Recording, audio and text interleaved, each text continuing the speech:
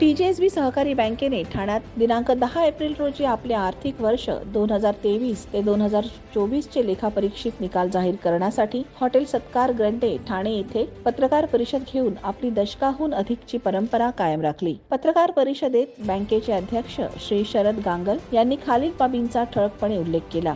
सरलेल्या आर्थिक वर्षात बँकेच्या एकूण रुपये 14,588 कोटी ठेवी होऊन त्यात गेल्या वर्षीच्या तुलनेत 6.15% वृद्धी झाली. तर कर्ज वितरण रुपये 7,211 वरून रुपये 7,875 कोटीवर स्थिरावले. पुंजी पर्याप्तता ही 17.57% राहिली. हे सर्व करत असताना बँकेचा एकूण व्यवसाय हा रुपये 22,463 कोटी इतका झाल्याचे नमूद केले. बँकेने इंडियन बँक टॅक्स असोसिएशन कडून एकूण 3 पुरस्कार प्राप्त करून जणू त्रिवेणी संगमच केला. Best bank sales payment and engagement हा पहिला पुरस्कार, तर दुसरा best tech talent and organisation, तर तिसरा best technology bank of the year असे एकूण 3 प्रतिष्ठित पुरस्कार प्राप्त झाले. पत्रकार परिषद बँकेच्या व्यवस्थापकीय संचालिका व मुख्य कार्यकारी अधिकारी श्रीमती सुबलक्ष्मी शिराली यांनी बँकेच्या निव्वळ नफ्यात झालेली वाढ व त्यामागची बँकेची कार्यपद्धती विशद केली. बँक यापुढेही अशीच प्रगती करत असतानाच अजैविक मार्गे व्यवसाय वृद्धी करेल व आपली TJSB बँक कायमच भरोसे का बँक भविष्य का बँक म्हणून ग्राहकांच्या विश्वासास पात्र ठरेल असे श्री गांगल यांनी शेवटी सांगितले. पत्रकार परिषदेत बँकेचे उपाध्यक्ष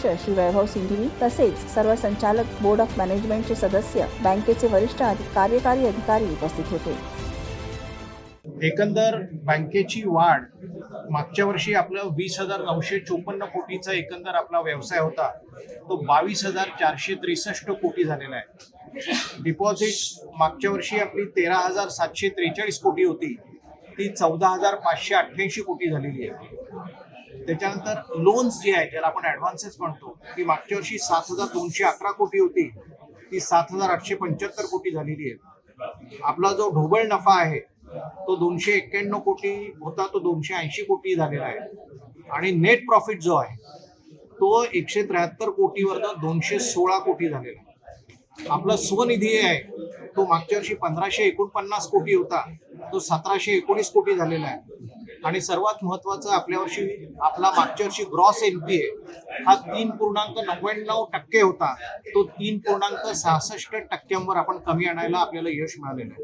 नेट NPA गेले अनेक वर्ष आपलं शून्य आहे, शून्य असतो तो शून्यच आहे.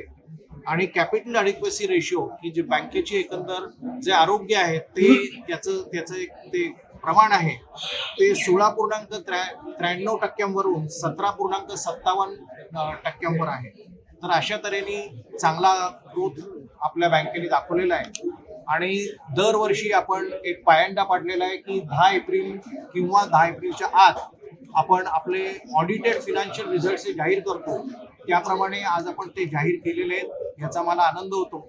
आणि मी पुन्हा सांगू इच्छितो की ऑडिटेड फायनल रिझल्ट्स आहेत, म्हणजे आम्ही बॅलन्स शीटवर सह्या करून इकडे आलेलो आहोत.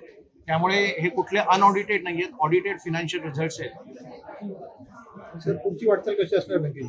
पुढची वाटचाल आपण मागच्या वर्षी तुम्ही विचारलं होतं की ब्रँचेस नवीन उघडणार का, तर ह्या वर्षी आपण ऑलरेडी 3 ब्रँचेस उघडलेले आहेत. आणखीन 4 ब्रँचेस उघडण्याचा आपला प्लॅन आहे. आणि त्यामुळे बँकेच्या वाढ होण्याच्या दृष्टीने अधिक ब्रँचेस उघडण्याचा आपला प्रयत्न असेल.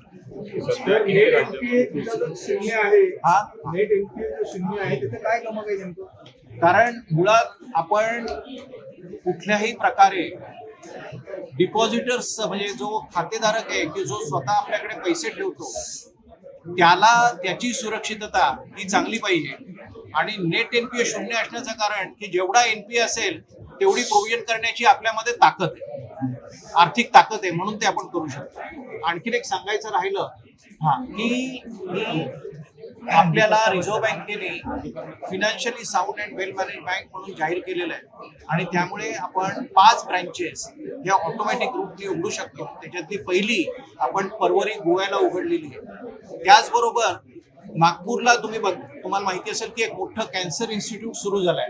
तर तिथे असणाऱ्या रुग्णांच्या मदतीसाठी आपण स्वतः एक तिथे ऑफसाईट ATM टाकले की तिथल्या रुग्णांना त्यामुळे त्याची मदत व्हावी. ब्रँचेस बरोबर हे सुद्धा आपण केले.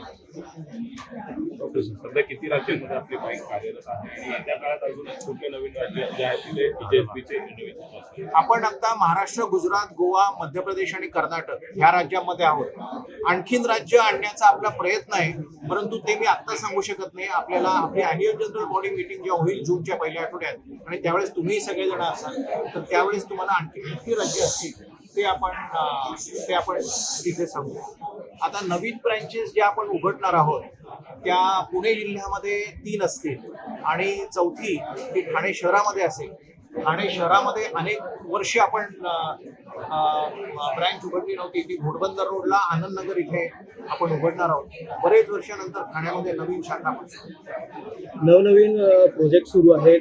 गृहतारण कर्जासंदर्भात नागरिकांना काही दिलासा मिळणार आहे का? त्यांच्यासाठी काही स्कीम राबवण्यात येणार आहे? आता जर तुम्ही बघितलं, तुम्ही मार्केटमध्ये कम्पेअर करा, आपले व्याज दर हे गृहकर्जावर सर्वात कमी आहे आणि त्याच्यामुळे आरबीआयने जी लिमिट दिलेलं असतं आपल्याला गृहकर्ज तुम्ही किती देऊ शकता ती आपली साधारण जानेवारी फेब्रुवारीमध्ये आपली ती लिमिट संपून जाते. कारण अतिशय आकर्षक असणारा हा जो आपला गृहकर्जाचा रेट आहे तो आहे आणि तो ह्याही वर्षी सुरू आहे.